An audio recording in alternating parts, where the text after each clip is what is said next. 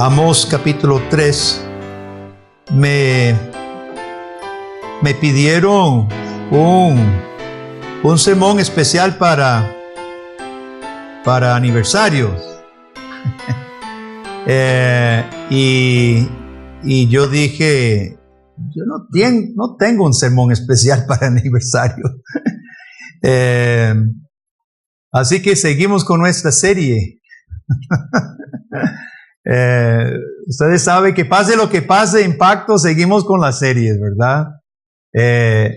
Porque todo pasaje es aplicable a la vida siempre, ¿verdad? Y aunque no he preparado nada especial para aniversarios, es un pasaje bastante fuerte de Amós, ¿verdad? Estamos estudiando el profeta Amós. Pueden ir buscando Amós capítulo 3.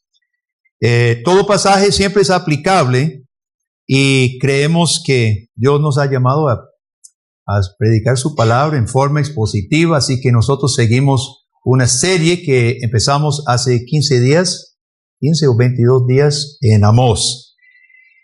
Recuerdan que Amós profetiza bajo Jeroboam II, perdón, no di la introducción.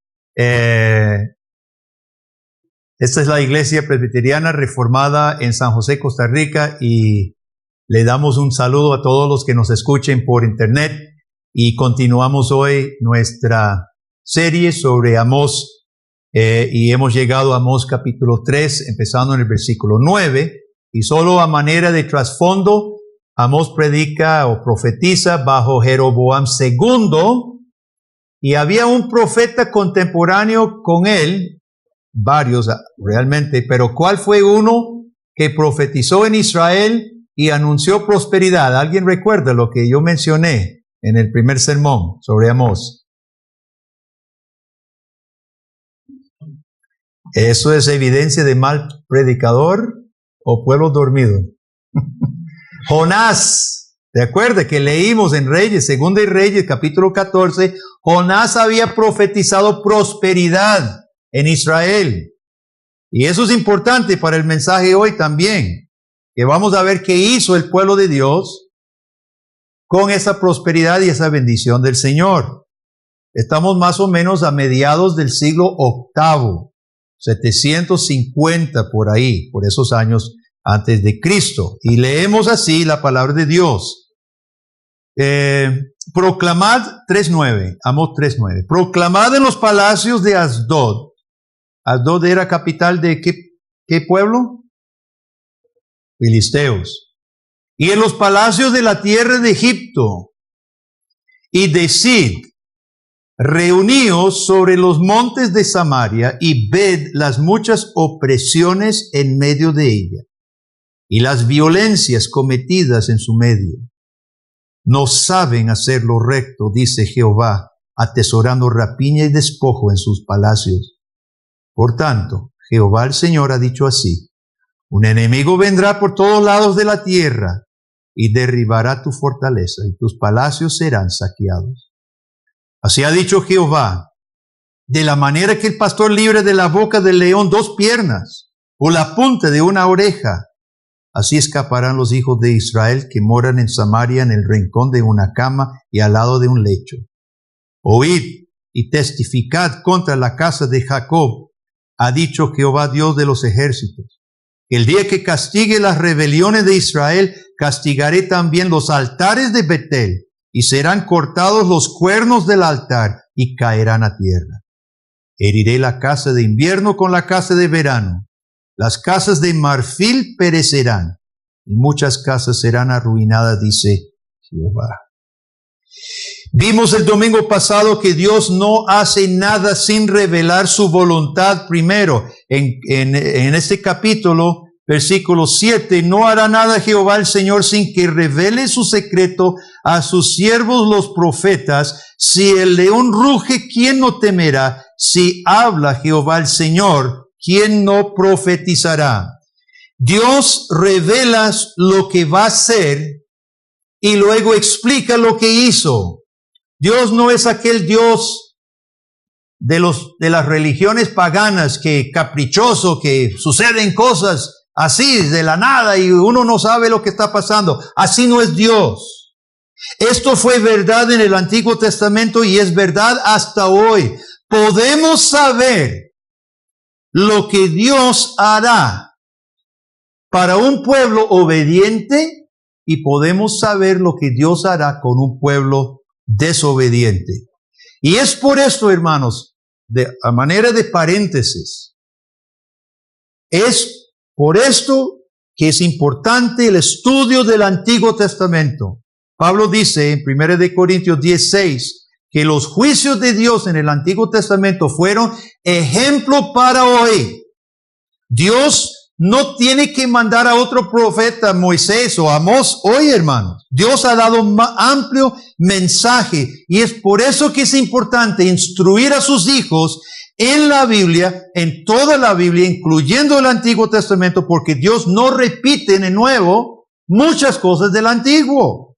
Es importante estos pasajes. Y si usted le priva a sus hijos el conocimiento de la Biblia, del Antiguo Testamento, usted le priva a su hijo el conocimiento real del Dios real, del Dios verdadero. ¿Y qué es lo que pasa? Si usted le comunica una parte de lo que es el Dios verdadero, su hijo va a inventar su propio concepto de Dios equivocado. Y eso es lo que está pasando en muchos círculos religiosos hoy en día, hermano. Al igual que los israelitas, inventaron su propio concepto de Dios. Ellos decían que estaban adorando a Yahvé, con sus altares en Betel y Dan. Pero no lo estaba haciendo, y fue para su propia ruina. Hoy, hermanos, hoy hay peligro en el mismo seno de la iglesia cristiana. Entonces veamos en primer lugar, según estos versículos, como los israelitas no querían oír la palabra de Dios sobre el arrepentimiento en boca de sus pastores y sus profetas, entonces Dios los obligaría a oír en boca de los impíos. Proclamen Asdod, enemigos de toda la vida, los filisteos. Proclamen en Egipto que los había tenido esclavizados. Vea qué humillación. Proclame lo que va a pasar. Dios declara esto como un último choque para despertar a su pueblo. ¿Cómo es posible que en los palacios de los enemigos ellos sean convocados como Dios convoca a un tribunal? Está convocando no solo impíos, sino enemigos del pueblo de Dios para que ellos testifiquen. ¡Qué tristeza! De nada les serviría decir, linaje de Abraham somos. ¿De acuerdo? Que los judíos pusieron mucho peso en que Dios había dado una promesa. ¿Y recuerda lo que dijo Jesús? Cuando ellos decían, linaje de Abraham somos, dijo Jesús, mejores hijos de Abraham Dios puede levantar de estas piedras de lo que son ustedes. Y recuerda que Jesús hace exactamente lo que está haciendo Amós. ¿Recuerda lo que dijo Jesús acerca de Sodoma y Gomorra? Jesús convoca a Sodoma y Gomorra como testigos. Dice, si los milagros que yo he hecho en medio de ustedes, si hubieran hecho en Sodoma y Gomorra, estarían esas dos ciudades hoy. Se hubieran arrepentido. Qué triste es, hermanos, cuando el pueblo de Dios cae tan bajo, que el mismo Dios tiene que convocar a los impíos para que den testimonio contra nosotros. Dios convoca a Egipto, convoca a Filistea, los convoca para tomar juicio contra Samaria, los montes de Samaria. Muchas veces usted sabe que Jerusalén estaba encima de un monte, construían sus fortalezas y palacios arriba. Es mucho más fácil defender desde una montaña. Entonces, las capitales muchas veces estaban en un alto, y los samaritanos, los israelitas, ¿verdad? Los de Samaria, que era su capital, estaba en su monte, orgulloso de su monte, refugiados en su monte de fortaleza, y de nada les iba a servir. Dios los llama, versículo 9 todavía, a que vean Dice, ved, reunidos y ved las muchas opresiones y violencias. La desobediencia de Israel era palpable. Cualquiera lo podía ver. Su corazón desleal a Dios se manifestaba en opresión y violencia contra su prójimo. Y Amós habla de lo que hacían unos contra otros. En capítulo 2 habíamos visto, se vendía por un par de zapatos. Los ricos, los poderosos podía, este no sirve, véndalo. Los hacían esclavos, agarraban sus terrenos. Era terrible las opresiones y las violencias que sucedía en el seno del pueblo de Dios. Recuerden lo que acabamos de mencionar. Dios se había compadecido de su pueblo y por boca de Jonás el profeta había enviado prosperidad. Y habían engrandecido los límites del país. Y tenían prosperidad, bienestar material en Israel. Pero el corazón pecaminoso nunca es agradecido con Dios. Israel no recibió esa abundancia para compartir con su prójimo. En lugar de ser agradecidos, en lugar de compartir con el más necesitado, ¿sabe, hermano? Tener abundancia sin el Espíritu Santo solo produce más avaricia, más codicia, más egoísmo y más injusticias entre los hombres. Voy a repetir lo que acabo de decir. Tener abundancia sin el Espíritu de Dios en el corazón no produce misericordia ni produce agradecimiento. Produce simplemente más codicia y egoísmo. Aquí vemos la triste condición verdadera del corazón humano. Aunque Dios nos bendiga, sin un corazón convertido, sensible a esa misericordia de Dios, hermano, simplemente recibimos lo que Dios nos da para tergiversar, retorcer, distorsionar esa bendición y lo convertimos en opresión y violencia. ¡Qué desastre! Juan Calvino dijo, Dios a la iglesia le ha dado a algunas personas con bastantes bienes para que los que tienen menos aprendan a no codiciar. Lo que me encanta de Juan Calvino es que llega al corazón del ser humano nuestro problema. ¿Nunca ha pensado de esa manera, hermanos? ¿Qué pensamos? ¿Que Dios da personas adineradas a la iglesia? ¿Para qué? Uno inmediatamente, ¿para qué? Para que nos bendiga, para que a mí me bendiga. No, dice Calvino, eso es una prueba de fe, para que usted aprenda a no codiciar lo que él tiene. Para eso Dios da desigualdad en la iglesia. Da algunos con más para que los que tengamos menos aprendamos a no codiciar. Y Dios da a la iglesia personas más pobres para los que tengan abundancia aprendan a ser misericordiosos. Claro, las dos cosas. En versículo 10, Dios dice, casi desesperado, casi oímos el suspiro de un Dios que no sabe qué más decir a su pueblo. Versículo 10, no saben hacer lo recto. No saben hacer lo recto. No es que no tuvieran la ley los profetas. Es que desecharon la verdadera sabiduría. Eran como bestias sin razonamiento. Era ilógico. El pecado en la sociedad, hermanos, llega a un punto que es totalmente irracional. Nosotros todos hemos visto en las noticias los graves problemas que está teniendo Europa y Estados Unidos con la inmigración. ¿Sabe una de las razones por qué están luchando estos países con este asunto de la inmigración, hermano? Porque tanto Estados Unidos como Europa, Alemania y otros países han abortado tantos de sus propios hijos que no tienen quienes trabajen para pagar las pensiones de los que hoy se están jubilando. Ese es uno de los motivos. Estados Unidos solo, no tengo las cifras de Europa, Estados Unidos solo ha abortado más de 60 millones de sus hijos en 40 años desde que se aprobó el aborto legalizado. Esos son generaciones enteras. Alemania, que paga para el aborto, ahora paga para que tenga hijos también. Dígame, explíqueme usted, por favor, a alguien la lógica de esto.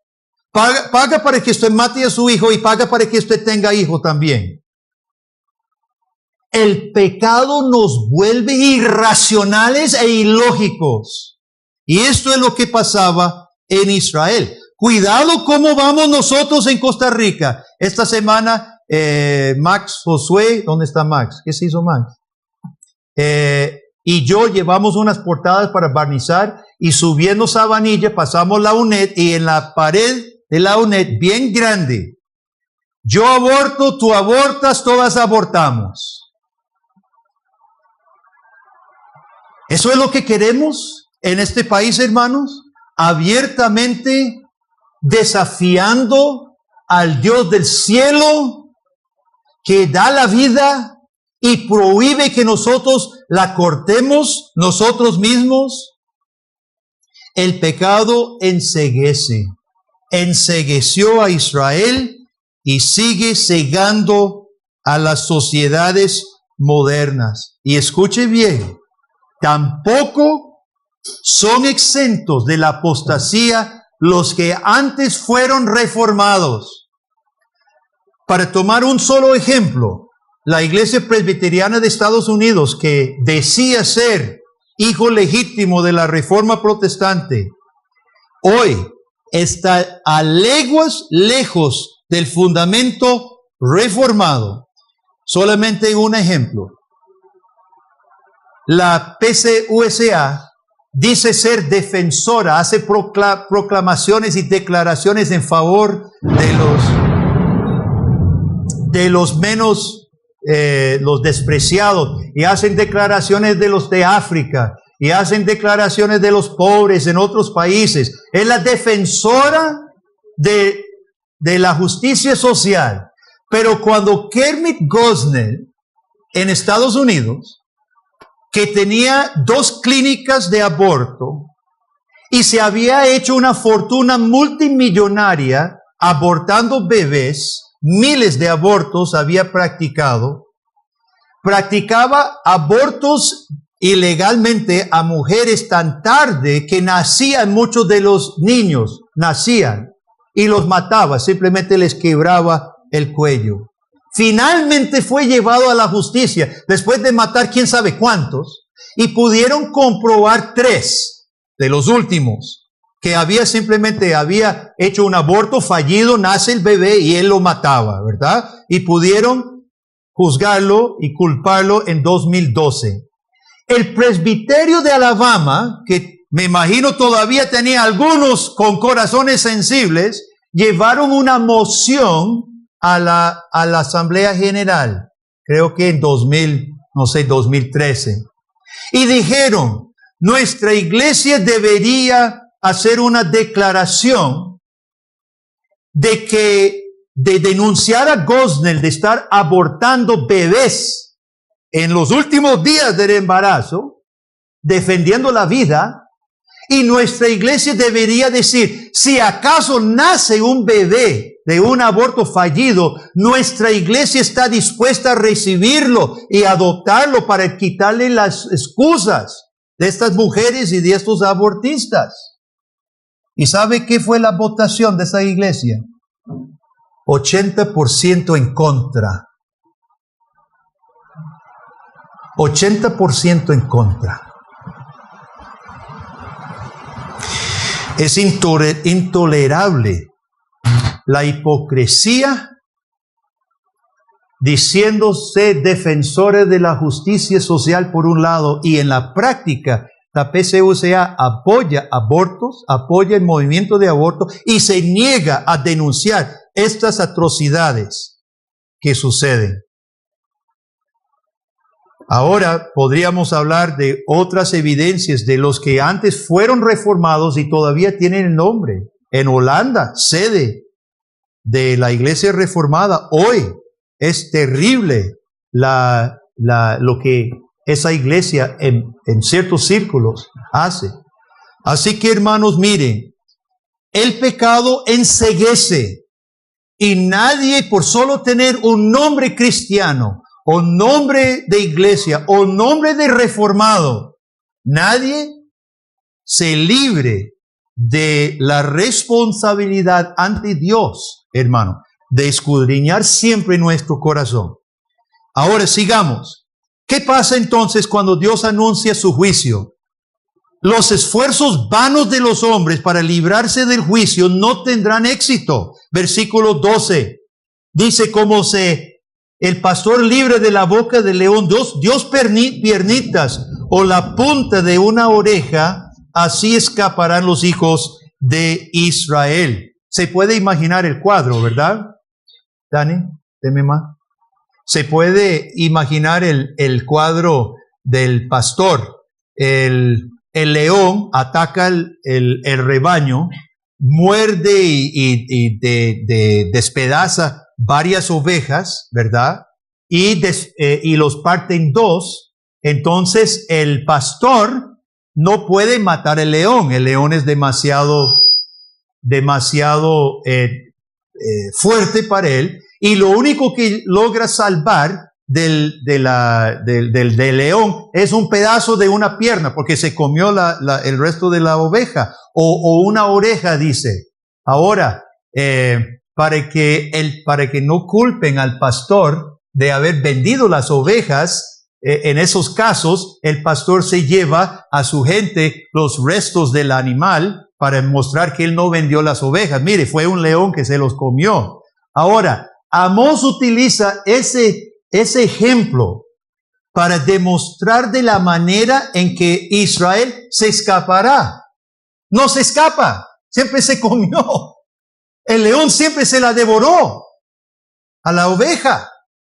Así escaparán, dice Dios. O sea, no es ningún escape.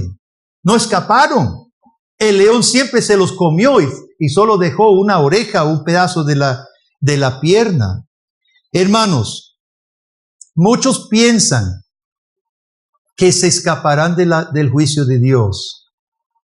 ¿Cuáles son las formas hoy en que la gente piensa librarse del juicio de Dios? ¿Cuáles son las formas hoy en día? Bueno, muchos, como Israel, depositan su esperanza en un líder. Jeroboam II. Era Dios que estaba bendiciendo a Israel, pero Jeroboam era el segundo. Jeroboam era el líder de preferencia. Pudo conquistar sus enemigos y agrandar el territorio. Hoy seguimos viendo tristemente país tras país depositando su esperanza en un presidente, en un primer ministro, en un líder X, que va a salvar el país. Aquí nos pasa cada vez que tenemos una elección. Los abanderados piensan que ese individuo sí va a componer todo. Ninguno lo compone. Es más, los países, yo creo que estamos de acuerdo todos, los países del occidente no se están componiendo. Por toda la bulla que hagan, no se han mejorado, mucho menos espiritualmente. Los líderes no serán la salvación. Otros quieren ponerse religiosos. Usted sabe que muchas personas cuando ya se ve el juicio de Dios encima, se ponen religiosos, ¿verdad? Empiezan a hacer cosas religiosas. Pero tampoco los salvará. Versículo 14 dice, el día que castigue las rebeliones de Israel, castigaré los altares de Betel y le cortaré los cuernos. Recuerde su historia. Jeroboam el primero dividió Israel. Roboam, el hijo de Salomón, en el sur, Jerusalén, donde Dios tenía el templo. Jeroboam se llevó las 10 tribus del norte y no quería que su gente fuera a Jerusalén. Entonces puso en Betel, la ciudad de Betel, en el límite con Judá, un altar y un templo donde ellos podían supuestamente sacrificar a Dios. Pero dice Dios, no vayan a creer que sus propias religiosidades lo vaya a salvar. En el día que yo castigue a Israel, le cortaré los cuernos. Ponían la cabeza de un toro en los altares, ¿verdad? Y eso representaba fuerza, representaba divinidad. Dice, el día que yo castigue a Israel, cortaré los cuernos de ese altar y caerán al suelo. No crean que usted poniéndose religioso se vaya a librar del castigo de Dios. Otros creen que pueden refugiarse en la seguridad económica y el bienestar físico. Vea lo que dice el versículo 15. Heriré la casa del invierno con la casa del verano, y las casas de marfil perecerán. Muchas casas serán arruinadas, dice Jehová. Algunos gozaban de sus casas buenas. Algunos tenían 2 casas. Una casa bajito para el invierno, ¿verdad? Más calurosito. Y para el verano tenía sus cabañas en la montaña. Entonces, los que estaban hasta con marfil tenían sus casas marfil, que era caro, ¿verdad?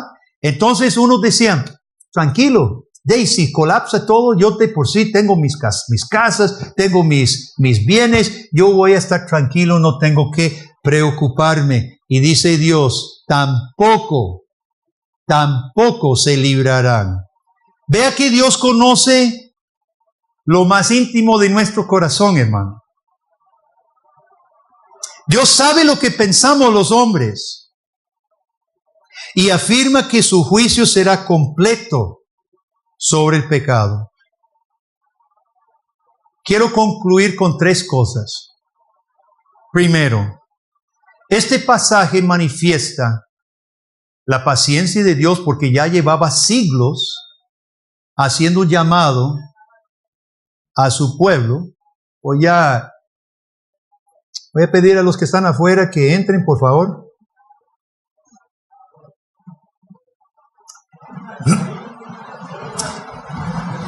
En primer lugar, nosotros vemos que Dios, a pesar de ser paciente, porque tenían siglos luchando con su pueblo, Dios, sin embargo, manifiesta un firme propósito de Él de castigar el pecado.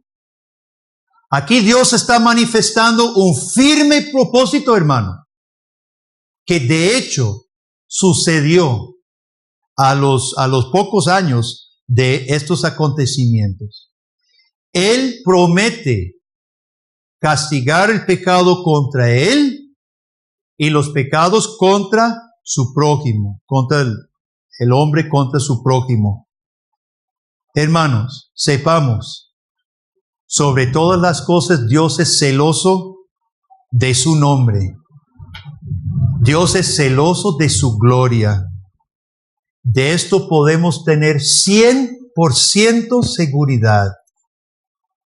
En segundo lugar, Dios todo lo sabe. Dios conoce nuestros planes de escape. Dios sabe lo que nosotros pensamos en el corazón. Bueno, en última instancia me la juego por este lado. Dios sabe. Y Dios desenmascara nuestros planes de escape. Y Dios denuncia esas vanas esperanzas de que nosotros podremos librarnos de su mano. Dios sabe en lo que usted confía. Dios sabe la manipulación religiosa que muchos intentan hacer. Dios sabe que muchos ponen su afán y su confianza en los bienes materiales. Dios sabe y nos advierte a no confiar en ninguna de estas cosas. En tercer lugar, vemos que el juicio de Dios será total. Dios castigaría los montes de Samaria y castigaría las casas, castigaría la religión falsa. El juicio de Dios sería total. Nadie escapa. Nadie podría estar ahí tranquilo cuando llegara el día de juicio. Lo único que se rescató del león fue pedazos, una pierna y una oreja. El juicio será total, universal y completo. Ahora yo espero que todos podamos entender mejor la obra de Jesucristo en la cruz. Usted y yo hemos transgredido la voluntad perfecta de Dios. Hemos transgredido su voluntad para con Él y para con nuestro prójimo. Nosotros merecemos este juicio, hermanos. Nosotros merecemos este juicio ahora. Merecimos perder nuestras tierras, nuestras casas, nuestros bienes y nuestra vida por nuestra propia desobediencia. Y ese fue el castigo que Jesucristo cargó por los suyos. Herido Él fue por nuestras transgresiones. Y cuando estaba en la cruz, terminando de cargar su pecado, el juicio sobre su pecado, el mío, Él clamó, Dios mío, ¿por qué me has desamparado? Y luego dijo, consumado es. Jesucristo abandonado y castigado para que otros recibiéramos comunión con Dios, justificación de nuestros pecados, perdón y reconciliación, gracia en vez de juicio. ¿No le parece una salvación maravillosa? Cantamos antes del sermón, maravilloso el amor de Dios. ¿No le parece a usted una salvación maravillosa, mereciendo nosotros, teniendo corazones corruptos, corazones malos contra Dios y nuestro prójimo, inventándonos escapatorias vanas, y Dios aún así, en misericordia y gracia, enviando a su Hijo por nosotros los malagradecidos? ¿No le parece una salvación maravillosa, querido amigo? Mire, yo creo que confrontado con la verdad de la palabra de Dios, el pasaje sobre el juicio de Dios y el testimonio bíblico de Jesucristo en favor nuestro, yo creo que solamente dos aplicaciones finales. Dios nos llama al arrepentimiento sincero, a sincerarnos con el Señor, a pedir su perdón, a reconocer mi necesidad de perdón de Jesucristo. Nos llama al arrepentimiento verdadero y nos llama a la fe en Cristo Jesús, único y solo Salvador. Amén. Oremos. Padre, gracias te damos en el nombre de Jesucristo, que tú no nos dejaste solamente ante tu juicio, sino que has provisto, Dios, un Salvador, a Jesucristo, en cuyo nombre tenemos perdón y redención. Gracias, Señor, que tú eres Dios paciente, que tú no nos has tratado de acuerdo a lo que nuestros pecados merecen, Señor. Gracias te damos por Jesucristo nuestro Señor y Salvador. Pedimos arrepentimiento, corazones arrepentidos de verdad. Y pedimos fe, oh Dios. Y si hay alguna persona escuchando este mensaje que hasta hoy no se había llegado ante los pies de Cristo, humillado y arrepentido, oh Padre, que este día, que esta mañana sea el momento en que clamen al Señor Jesús, invocando su nombre, en quien solamente hay salvación. Recibe la gloria y la honra. Amén y amén.